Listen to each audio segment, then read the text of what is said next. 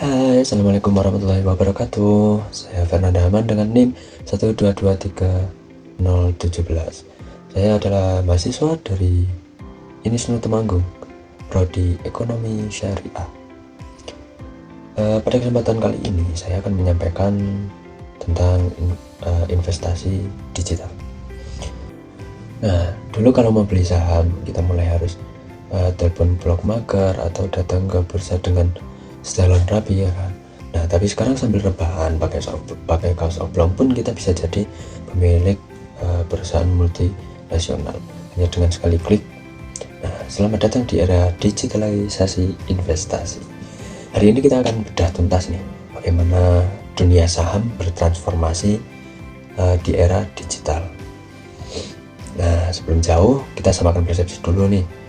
Digitalisasi investasi itu adalah proses transisi instrumen keuangan dari sistem fisik atau manual ke platform berbasis internet.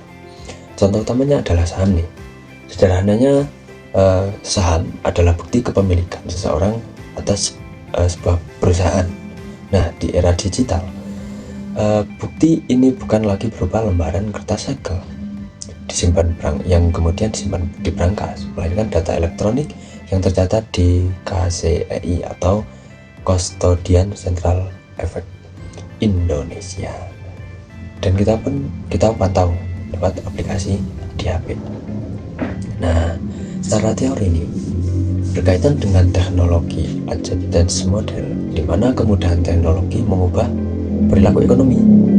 Nah, kalau kita kilas balik, pasar modal dulu menggunakan sistem open outreach atau teriak-teriak di lantai bursa untuk tawar-menawar, lalu masuk ke era JATS, Jakarta Automated Trading System, di mana pada tahun 90-an yang mulai mengotomatisasi mesin. Puncaknya adalah dekade terakhir ini dengan munculnya online trading system. Nah, ke depan kita nggak cuma bisa melalui aplikasi HP, kita bicara soal AI, Artificial Intelligence, yang membantu analisa sentimen pasar secara real time. Blockchain yang menjanjikan transaksi lebih transparan dan instan. Investasi akan semakin integrasi dengan gaya hidup. Nah, jadi akan selalu berkembang pesat. Nah, kira-kira nih, kenapa sih kok harus digital? Apa bedanya sama sistem konvensional dulu? Apa saja sih kira-kira? Nah, menurut saya ini ada 3 poin, yaitu aksesibilitas, kemudian transparansi dan real time, dan juga efisiensi biaya. Dulu butuh modal jutaan untuk dan dokumen fisik yang ribet untuk mengakses ataupun membuka di pasar saham ini. Nah, sekarang modal 100% saja disertakan dengan eKTP sudah bisa buka akun saham. Ini jelas lebih mudah untuk kita mengakses pasar saham ini. Kemudian transparansi dan real time ini, di mana sistem digital kita lihat harga detik itu bisa secara langsung itu. Nah, jadi di detik itu juga nih kita bisa tahu harga langsung dari pemasaran. Tidak ada lagi jeda informasi antara bandar dan broker dan juga investor retail.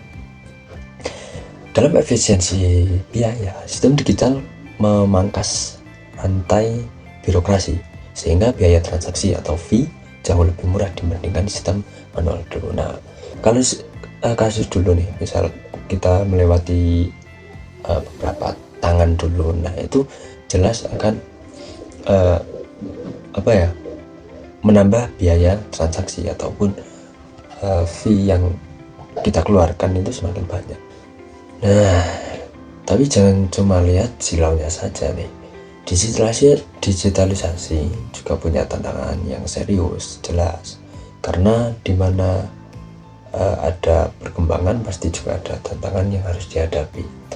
Salah satu atau beberapa tantangan yang ada yaitu adalah keamanan cyber ataupun cyber security, di mana resiko peretasan akun itu akan phishing selalu mengintai. Sekali password bocor nih, pasti aset di dalamnya itu akan terancam. Jangankan di dunia pasar saham, di e-wallet nih, seperti contoh teman saya itu bocor kata sandi ataupun passwordnya, maka sudah asetnya semua hilang.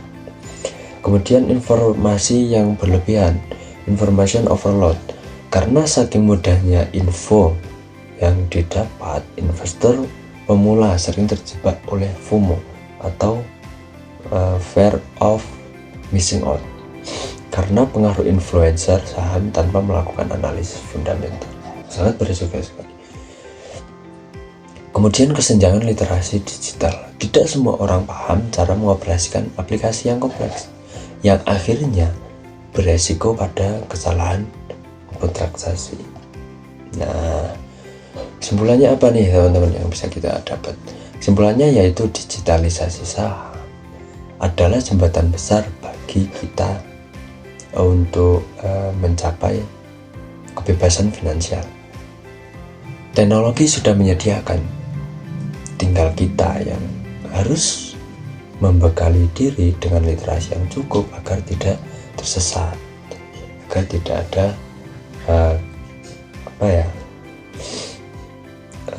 miscalculation lah. Nah, saya Fernanda Haman, terima kasih sudah menonton video tugas BTS ini. Jangan lupa untuk belajar terus dengan digitalisasi investasi ini, terlebih kepada saham. Mari kita berdalam ilmu itu agar kita bisa memperbaiki finansial kita. Sampai jumpa di video selanjutnya. Bye bye.